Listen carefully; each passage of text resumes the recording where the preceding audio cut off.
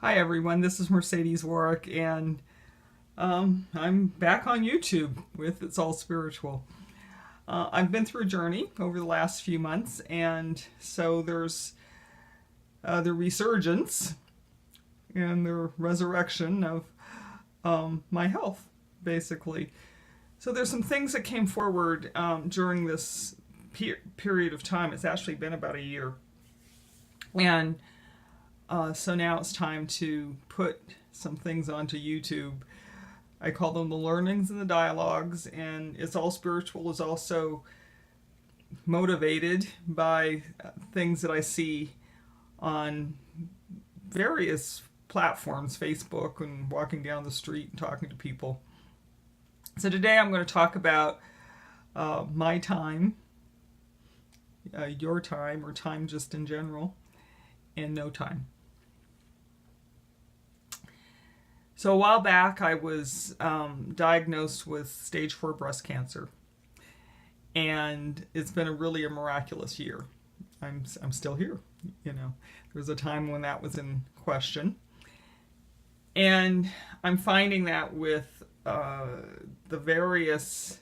I'm in the medical field right now, system right now. Yeah, what happened with me was it became a medical emergency, so there wasn't a whole lot of time to be making I don't want to say choices and decisions, because I did have the opportunity to make choices and decisions, but because it was a critical medical emergency that landed me in the hospital for 9 days, we sort of got into the system, and what I found was the people were terrific. The system's a little messed up. Okay, so I don't think that's any new news, but I've had some terrific care, and it's so interesting. I was given 90 days to live, and then 6 months to live, and then here we are a year later. So that's been a blessing. And I was on Facebook the other day, and a friend of mine on Facebook, an actual friend in real life, who posted something on Facebook, said that a lady had been sent home. They had done everything that they could, and she had cancer, basically. And so the medical system was sending her home, and there was nothing more they can do. And I find it very interesting that as we go through these journeys, that there's so much time left, and what can we do with that time, and how do we use that time? And so I want to give some perspective, and from my lifestyle. This is all just me. This is all my perspective, my journey, and hopefully it will give you some food for thought or some things. Now, I am a spiritual intuitive. Before my cancer journey started, I had the opportunity to work with 3 people, and it was very compressed time before my medical crisis happened.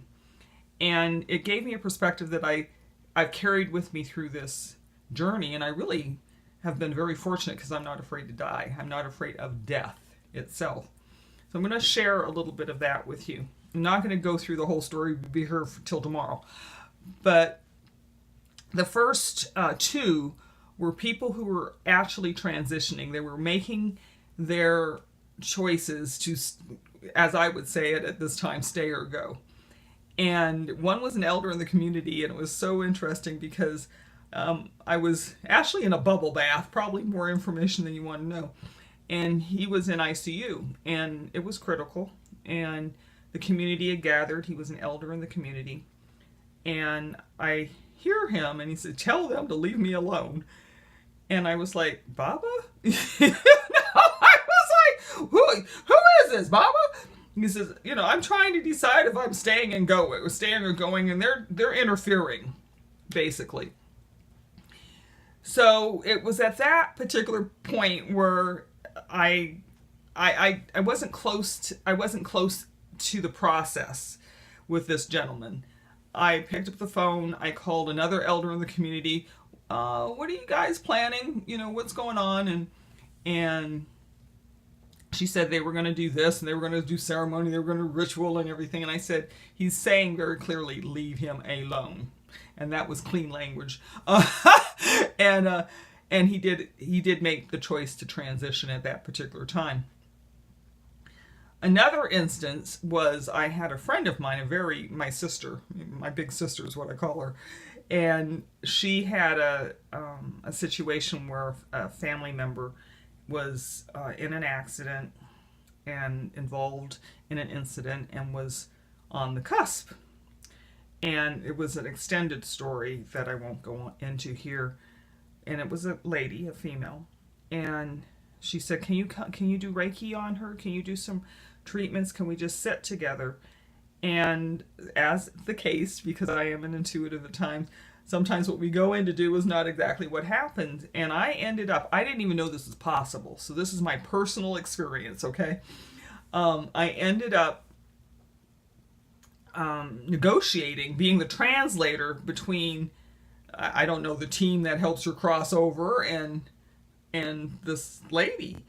And basically, at that time, the guidance was saying that you have free will, you can come now, you can cross over now, but you have not completed your lessons for this lifetime. So if you choose to come now, just know that those lessons have to be completed. So you'll have the lessons of this lifetime plus the lessons of your next lifetime if you choose to go.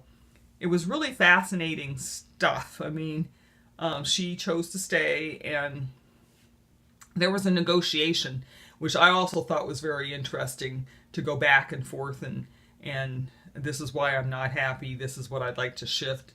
I don't recall them saying these are the things you have to learn still. I don't remember them saying you have to, there wasn't a check-off list before. But her life changed. She came back and some very significant things happened. So it was through, plus one other experience I'm not going to tell you about right now, but it was through these three experiences that I knew that there was a process almost to transitioning or passing through dying, and we were able to, at least in these cases, there was an opportunity for there to be some negotiations and some consideration and some choice. Okay, so when my time came, I was in grave condition. I wasn't critical, but it was pretty serious, and I kept saying, I'm complete. I can go. I can complete. I'm complete. I can go. Now we know that I'm still here, and that's a whole other story. Spirit said, just be here now. And so I couldn't breathe, and everything I teach with meditation and everything is all through the breath, and we go in and we get quiet and all this stuff. I couldn't breathe really well, and my lungs had been affected. So I would just lay there. And at one point, after I got home and I knew some things were moving and shifting and changing, and I was supposed to be on oxygen, and I'm not on oxygen at this time, and a whole lot of things just happened. So I'm closing my eyes because I'm remembering, I would lay in bed, I was in the hospital bed, and I'd say, but I'm not happy. And Spirit said, just be here now. And literally, breath by breath, just be here now. So I think part of what I'd like to talk about today is that the doctors are not God. They certainly, the medical profession certainly, we were talking yesterday, certainly saved my life at that time. They're, I'm very grateful. So this is not about the medical profession. There's a place and there's God in everything. But this idea about time, I was writing in a journal and writing in a journal and writing in a journal, and I said something about the lessons. I call them the learnings. And I'm getting all of these learnings, and what am I supposed to do with these learnings? And what if I don't get it done in time, and all of this stuff? And I said, my time, I don't have enough time. What if I'm just laying here? I don't have enough strength to do much. I'm just laying here. What if I can't this and I can't this, or there's not enough time? And Spirit said to me, then your time is done. So we talk about time in so many different ways, and I nona ayoko na ieke na nanioko. That is unoni yoshiko na nieke. Welcome, welcome, welcome. That is my channel. Ioko na na ieko na nieke na. We talk about time in so many different ways, but I'd like to give you one perspective. And when I was a little girl, I would get, this is the only time my mother said, "You impertinent child," because everybody would be crying over somebody who would transition. And I'd be saying, "But they're right there. They're happy. They're sparkly. Can't you see them? Why are we so sad?" And it was their time. I remember as a young child, when it's your time, it's your time. I've lived my life with that. And so let's talk about that just for a little bit. What is time? When we close our eyes, or when you're laying in a hospital bed, and when we get pressed up against something, a deadline, and we close our eyes, for the most part, I've had one person who could see something, but for the most part, we step into this void. And that, in my visualization, is no time, no space. That is the place where we go and we do our inner work and our inner vision. And that space is infinite. It's not in a box. It's not only this big by this big. It's vast. Matter of fact, when I close my eyes, I don't see the sides. I don't see any of the sides. I just close my eyes and I can see this vast darkness. That's the infinite space within us. And it's no time, no space. And so I would say this to somebody who was very ill. I've often wondered, oh, go home, put your affairs in order. But I'm wondering at this point, because of the things that I've experienced personally, that as long as we're still breathing, there's still God. As long as we're still breathing, there is still God within us. There's a God spark, there's a God breath, there's a God miracle. And the miracle is the alignment. Miracles are alignment with life, alignment with the choice to transcend what is physically happening. And so I just offer you this for some pondering. I'm not here to actually teach today. I'm here just to get started myself. But ponder that for a moment. As long as there's breath in a relative or a loved one, there's still life. There's life until there is no life. And what we are defining as life in the physical body means that we're really transitioning into life in the eternal body, or in the eternal sense. And know that when somebody is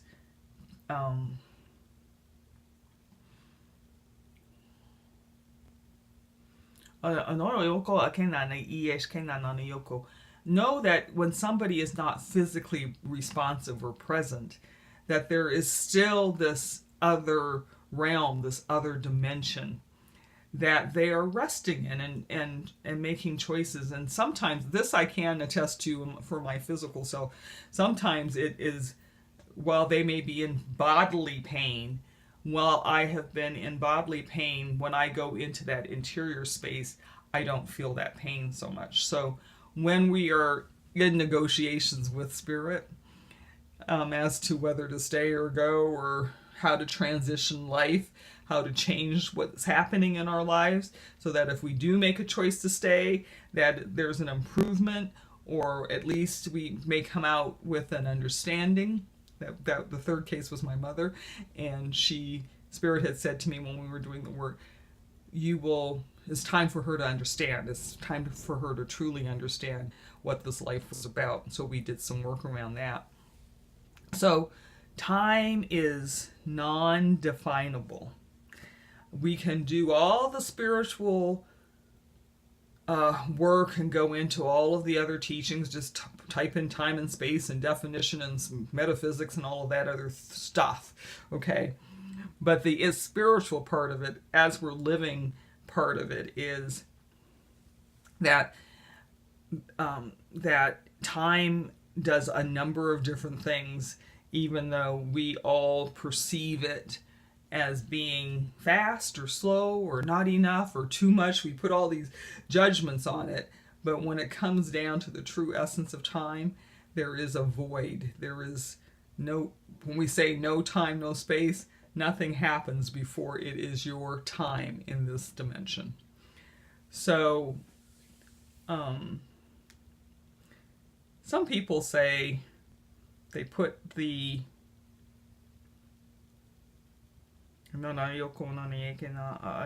they put cancer into this and the stages of cancer. There's very acute definitions of what defined acute, you cross this threshold, then this is going to happen. You cross this threshold, then this is going to happen. And I can say with all due certainty that I am living until I live eternally. That's how I put it with my friends. And until that time, until that time comes for me to live eternally, I am here with breath in me, and whatever that looks like at the time. The other thing that I may do a whole separate video on, but I want to touch on just separately here just for a moment, is, and this is my point of view, having now experienced cancer,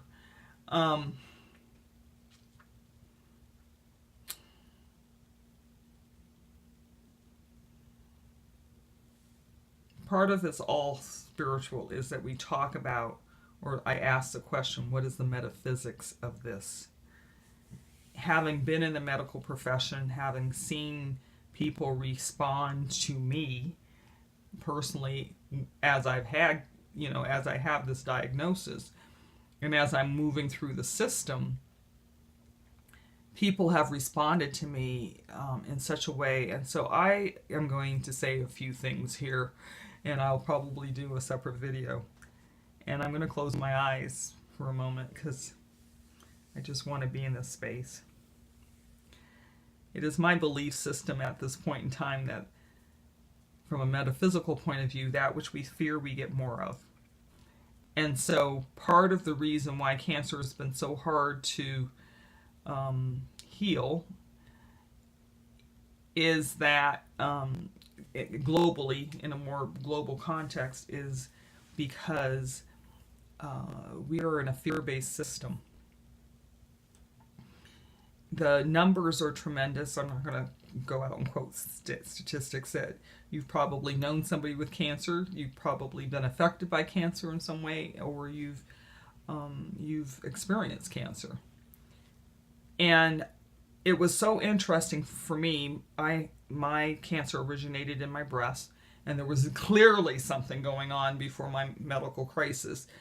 And when I got diagnosed, up until that point, I'd had a fear of cancer. I had a fear of cancer very, very, very early on. And we'll talk about the law of cause and effect and all of those things at a later time. But I'd had a fear of cancer because early in my Reiki career, a friend of mine was diagnosed with cancer. And I said, oh, we can fix that. And off I went, and I got my butt spanked. Okay, it was really, really, really nasty energy. So for most of my career as a transformational alchemist, I didn't deal with the actual physical disease, and that's been part of my lesson. Compassion, humility, patience, all of those things that we need to allow our body to regenerate, I'm learning now, right? But if you had said to me, I've got a cold, I'd say, so what's stuffed up in your life? Or something like that, and off we go. And it served very well. I mean, I've had some a very fulfilling life and experience and interactions with people. However, when you say the word cancer, I've lost friends. I have cancer, they've gone away. I had an order to make some jewelry for somebody, and they said, no, well, you've got cancer. I don't know if that energy is going to transfer into the jewelry. There's cancer bias, there's cancer discrimination, there's cancer preconceived conceived or preconceptions. So all of this, regardless of the individual's zest for life and zeal for healing, is an energy that we have as a collective. So as I go into my work around the spirituality of cancer, that's one of the things I'm going to be dealing with, is this collective fear that we have, and how can we sort of extract ourselves as a cancer,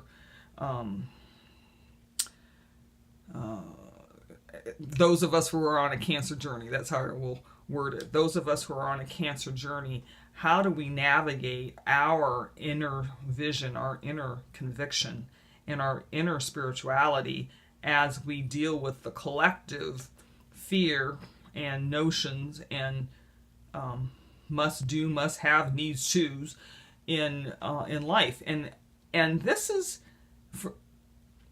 not me saying, look at me, this is what I did, and look where I am right now. You know, I'm actually in fairly decent shape. I'm still on pharmaceuticals, but I'm experiencing a fairly decent quality of life.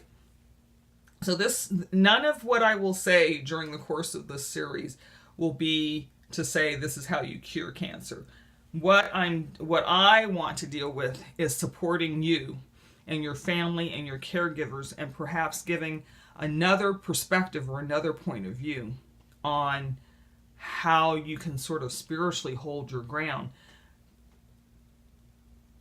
Death is a real possibility, okay? On the whole linear sequence of, or linear axis of all possibilities, death transiting the physical body is one of those things.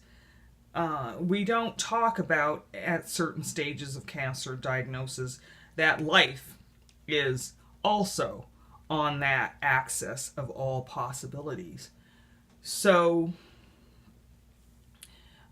one of the things that I would encourage you to do if you're watching this as a person who's on a cancer journey is to take some time to invest in a journal, and don't be afraid to scribble and rewrite and everything, but to get things together, like, what is my spiritual text? So when the world is telling me this is going on, I want to be able to go to a place outside of myself to read, to get some comfort, to get sort of a energy hug of some sort. What is my belief system? What do I want to do? Record those things down, write them down, because when my blessing was that I had some forethought, so I knew I did not want to do chemo or radiation.